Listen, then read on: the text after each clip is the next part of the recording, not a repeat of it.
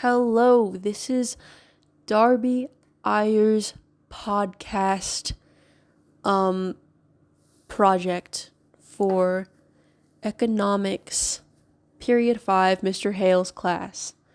I'm reading off of a script and I don't have a proper microphone yet.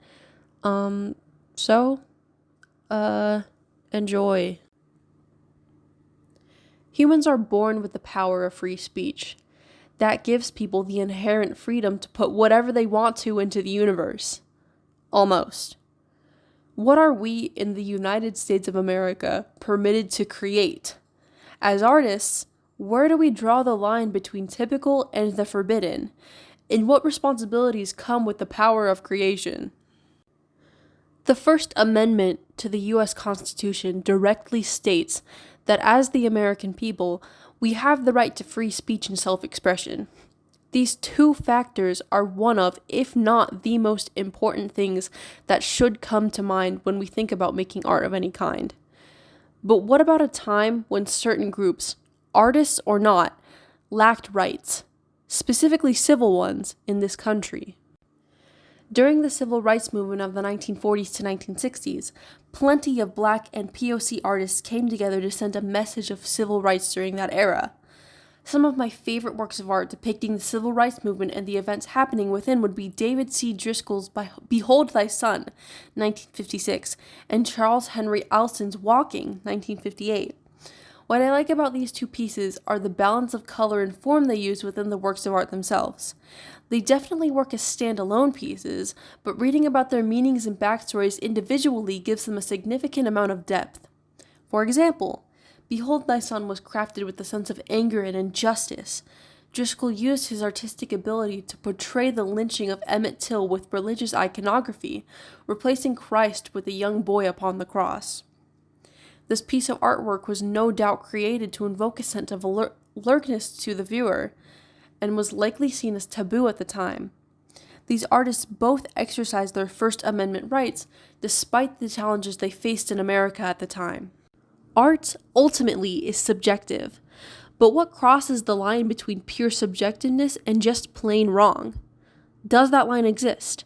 And if it does, do we, as artists and human beings, have a responsibility to steer clear of the immoral? Throughout history, art has been used to depict a multitude of events, good and bad. Since practically forever, humans have had the ability to create. There are no rules, no handbook on how art is supposed to be made. Sure, there are anatomy textbooks and color theory lectures, classes on how the greats became the great artists and painters they once were, but before we understood any of that, we had pure, unfiltered human creativity. During the start of the 21st century, social media and online communication became significantly more widespread and accessible. This led to a widespread universal access to media, art specifically. With the growing spread of ideas, points of view, and human experiences right at our fingertips, certain people's way of thinking significantly changed to a widespread degree. Where with the internet, lonely teenagers had forums to talk about the latest episode of their favorite TV show with like-minded strangers, and marginalized people had a safe place to talk about their struggles online with people who are going through similar situations. What does the widespread access of the internet have to do with the responsibility artists have to creation, and the line between weird and terrible? I'll tell you. Lolicon culture. The word lolicon, as referred to by Patrick W. Galbraith, is, quote, a subgenre of or tag for pornographic comics and cartoons specifically interested in young characters, as more generalized interest in manga/anime style cute girls, and as something synonymous with child abuse material. It is also used casually to refer to men interested in younger women and girls. Lolicons are a hot topic in online art spaces at the moment, and for good reason. I mean, this art isn't exactly traditional, and it definitely isn't ethical. Though some supporters of this subgenre argue that these cartoons and drawings aren't exactly doing real harm to real people.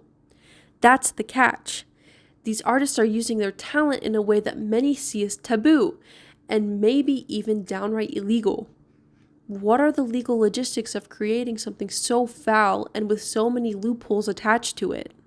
As people, and more specifically American people, we have certain responsibilities, socially, legally, ethically, and civilly. When you add art to the mix, though, the lines might become blurred. Art is universal, and the human imagination knows no bounds. We should only strive to treat our fellow neighbors with respect and kindness, and whatever we create, make it worthwhile. Make it something that means something to you. Unless, it's illegal or something.